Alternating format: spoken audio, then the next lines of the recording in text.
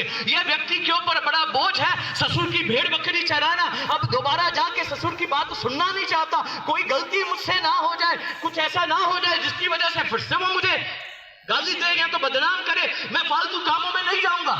ऐसा सोच सकता था, सोच सकता था। लेकिन उसने देखा एक झाड़ी जलती है पर भस्म नहीं होती। इसका मन में आया कि मुझे उस झाड़ी की ओर जाना है। यहां पे आराधना कर रहे, उनको आराधना करते देखते समय आपको पता चलता है उस व्यक्ति के अंदर परमेश्वर की आग है। यहां प्रचार करते समय आपको पता चलता है उस प्रचारक के अंदर परमेश्वर की आग है, तो आप उसको दूर से देख रहे हैं, उसके पास आने की कोशिश क्यों नहीं करते? आज मैं उदास हूं। कुछ लोगों ने आराधना नहीं किया, कुछ लोगों ने आराधना नहीं किया क्योंकि वो दूर है परमेश्वर से, परमेश्वर की आग से दूर है, अपनी समस्याओं में रूझे हुए हैं। कुछ चीजों को सही करने में लगे हुए, नहीं जरूरत। जब आप परमेश्वर के पास हो, भाग के परमेश्वर की ओर आओ, छोड़ दो सारी बातों को, भूल जाओ सारी बातों को, परमेश्वर के पास आ जाओ। आमीन। आज जो अवसर आपको मिला, कल मिले या ना मिले पता नहीं। मूसा ने वो झाड़ी देखी है, वो कल दोबारा देखेगा नहीं देखेगा उसको पता नहीं है। आप एक अच्छे अवसर को खो रहे हैं। आप हर संडे चर्च में आते हैं, एक तो संडे ऐसा करके आ जाओ, आज उस आग को मैं लेके जाऊंगा। Hallelujah, hallelujah. आकर बैठकर वापिस चले नहीं जाना, गुनगुने आए हैं। परमेश्वर की आग आपको छुएगा, आप सरगर्म हो जाएंगे। जिस दिन आप सरगर्म हो जाएंगे, परमेश्वर आपको बढ़ाना शुरू करेंगे। आप कलीसिया में बैठ के कभी परमेश्वर से दूर ना। हालेलुया। ये मूसा ने दूर से देखा परमेश्वर। मैं आपको बताऊं, हम साधारण लोग हैं, हम सब साधारण लोग हैं। आज भी मैं पीछे बैठा था, मुझे पता नहीं करण भाई मुझे प्रार्थना अकेले देंगे, मैं चाहता था मैं पीछे चुपचाप बैठा रहूं क्योंकि मैं आपसे भी ज्यादा साधारण हूं। लेकिन एक दिन मैंने देखा प्रभु के लोगों में प्रभु की आग है। एक दिन मैंने देखा प्रभु मेरी प्रार्थनाओं का उत्तर देते, सब कुछ छोड़कर हम प्रभु की सेवा में लग गए। हालेलुया। जब करण भाई ने बोला ओ पास्टर दूर से आए हैं, अपनी कलीसिया को छोड़कर, अपने परिवार को छोड़कर आए, हाँ सच बात है, आसान नहीं है, आसान नहीं है। कलीसिया के बारे में चिंता है, मेरा 2 महीने का बेटा है उसके बारे में चिंता है, पत्नी अकेले उसको संभाल नहीं पाएंगे, ये सब चिंताएं हैं। लेकिन प्रभु की आग मेरे अंदर है, इसलिए मैं रुक नहीं पाया। शाबा रहा तो रोकबा रमा बाबा बाबा बाबा शोतरे। हाथ में यहाँ पर बैठा हर एक व्यक्ति अंदर से तैयार है, लेकिन बाहर से एक स्पर्श मिलना बाकी है। आप दूसरा सनी हो सकते हैं, आप दूसरा राजीव हो सकते हैं, आमीन, आप दूसरे करण हो सकते हैं, आमीन। अपने आप को हमेशा उस आग से दूर ना रखें। ये मेरा काम नहीं है, ये मेरे बच्चों का काम नहीं। अपने बच्चों को आगे लेकर आए, प्रभु की सेवा में आगे लेकर आए, प्रभु के कार्यों में आगे लेकर आए, प्रभु उनको बढ़ाएंगे। हालेलुया। तो मूसा ने दूर से देखा एक झाड़ी जलती है पर भस्म नहीं होती। मूसा ने भेड़ बकरियों की चिंता छोड़कर चल पड़ा झाड़ी को देखो। आपको पता है भेड़ बकरियों को चराना आसान नहीं होगा। एक को देख रहा है तो दूसरी भेड़ कहीं और जाएगी, तीसरी कहीं और जाएगी। अब इसको कुछ नहीं दिख रहा है, इसको आग दिख रही है। देखो आग को देखो, परमेश्वर की आग को देखो। कुछ लोग बार बार पानी को देख रहे हैं पीछे, आप नहीं। और कल पानी पीने जाना है, घर में रहेंगे 4 घंटे भी पानी नहीं पिएंगे पता नहीं। चर्च में बैठ के 10 बार प्यास लग जाती है, 4 बार बाथरूम जाना है, 2 बार 3 बार पानी पीने जाना। क्यों? आग के पास आने से हो रही है, आग थोड़ा चुभता है, परमेश्वर का आग थोड़ा चुभता है, आपके दिल में कुछ करता है। आमीन।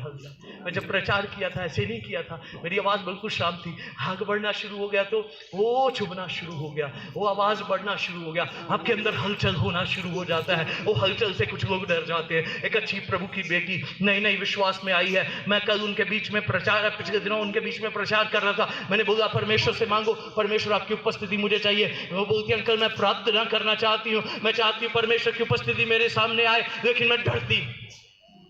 मैंने बोला परमेश्वर डराने वाला नहीं है। परमेश्वर एलिया को जब दर्शन दिया, और एलिया को जब दर्शन दिया, पहले एक बड़ी आग आई, उसमें परमेश्वर नहीं थे। बड़ा तूफान आया, उसमें परमेश्वर नहीं थे। बड़ा भूकंप आया, उसमें परमेश्वर नहीं थे। वो सब चीजें आएंगी, जब आप परमेश्वर की उपस्थिति के पास आएंगे, बेचैनी हो जाएगी मन में, मन घबराना शुरू हो जाएगा, अजीब तरह का एक डर भी शायद आ सकता है। डरना नहीं, घबराना नहीं, आगे बढ़ते चले जाना, तभी तो आपको पता चलेगा यहाँ पे परमेश्वर की आग है। हालेलुया। जब आग होती है उसकी गर्माहट होती है, कुछ लोग गर्माहट देखकर पीछे मुड़ जाते हैं, उस गर्माहट में जंप करो। आमीन, हालेलुया। किसने जंप किया? शद्रक मेशक अबेदनगो ने, याद है? आज पास्टर जी नहीं है, शायद आगे से मुझे कभी बुलाएंगे नहीं, मुझे लग रहा 3 बजे तक शायद प्रसाद जाएगा। ओके, कोशिश करूंगा जल्दी खत्म करने के लिए। तो शद्रक मेशक अबेदनगो के लिए नरक की आग को तैयार किया। किसने? नबूकदनेस्सर ने एक आग को तैयार किया, उनको मैं जगाऊंगा। लेकिन उनके अंदर, हालेलुया, उनके अंदर परमेश्वर की आग थी, उनके अंदर परमेश्वर की आग थी। नरक की आग आपको भस्म करती है, परमेश्वर की आग आपको बचाती है। आमीन, हालेलुया। परमेश्वर की आग आपको शुद्ध करती है, परमेश्वर की आग आपको सोने के समान निखार देती है। शद्रक मेशक अबेदनगो को और नरक की आग में डाल दिया गया, और नरक की आग में जब वो डाल दिए गए, उनके अंदर की आग ने उनको और प्रज्वलित कर दिया। हालेलुया। जब उस आग से वो निकले, उनकी पदवियों को बढ़ा दिया गया। कितने लोग आपके जीवन में बढ़ोतरी को चाहते हैं? परमेश्वर की आग में उतर आओ।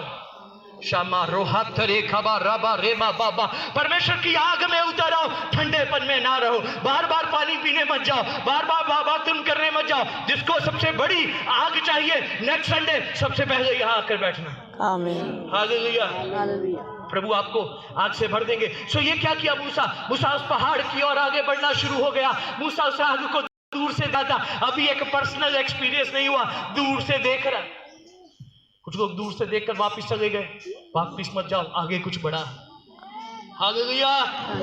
आगे कुछ बड़ा है, कहे आगे कुछ बड़ा है, आगे कुछ बड़ा है, आगे कुछ बड़ा है, आगे बड़ा है। आमीन, हालेलुया। विश्वास करें आपके जीवन के लिए, आगे कुछ बड़ा है। थोड़ा और आगे बढ़े। अब 1 दिन का उपवास रखते हैं, अभी 3 दिन का उपवास रखना शुरू करें। आमीन, हालेलुया। अब 10 मिनट दुआ करते हैं, अभी आधा घंटा दुआ करना शुरू करें। आमीन, हालेलुया। आगे कुछ बड़ा है, आगे कुछ बड़ा है। आमीन, हालेलुया। तो ये मूसा उस आग की ओर आगे बढ़ा। उस आग की ओर आगे बढ़ने के समय वो परमेश्वर ने कहा, बेटा जूतियां उतार दे, अब तू सही स्थान पर आ गया। हालेलुया। जूतियां किस बात का चिन्ह है? पाप का। ओके, पाप का, बुराई का। ओके, एक और चिन्ह है जूतियों का, एक और चिन्ह है कामों का। विश्राम करने के समय जूते कौन पहनता है? कोई नहीं पहनता। अपने बेड पे बैठ के तो कोई जूता पहनता नहीं है। जूते उतार दिया मतलब अब आराम से बैठ सकते हैं। पता क्या किया परमेश्वर ने? परमेश्वर ने कहा, तूने बहुत मेहनत किया बेटा, तुझे जूते घिस गए, तू थक गया, अब जूते उतार दे, तू विश्राम में आ गया। आमीन। अब तू शांति में आ गया, अब तू मेरी उपस्थिति में आ गया। अब तुझे अपने जूते और घिसाने की जरूरत। इसका मतलब ये नहीं कि वो काम नहीं करेगा, लेकिन वो जो काम करेगा परमेश्वर उसके द्वारा होकर काम करेगा। आमीन, हालेलुया। परमेश्वर ने कहा, अपने जूतों को उतार दे, तू विश्राम के स्थान पे। हाँ, कुछ लोग बोलते हैं कि वो पवित्र स्थान था इसलिए परमेश्वर ने कहा जूते उतारने के लिए, वो भी अच्छा प्रकाशन है। लेकिन आज प्रभु हमें ये प्रकाशन दे रहे, जूते मूसा के परमेश्वर ने इसलिए उतारे क्योंकि परमेश्वर उसको विश्राम में लेकर आ गए।